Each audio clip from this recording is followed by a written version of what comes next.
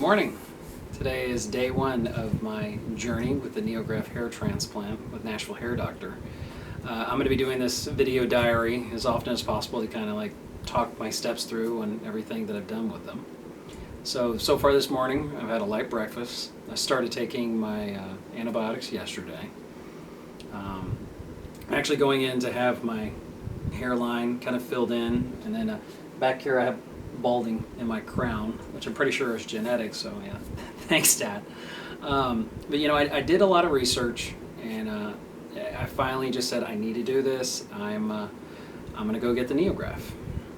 This morning I'm a little nervous, but they did tell me that they were gonna give me some Valium when I get there, so I feel a lot comforted by that, so I'll be relaxed there. So, but I guess I'm now headed to the clinic. Wish me luck.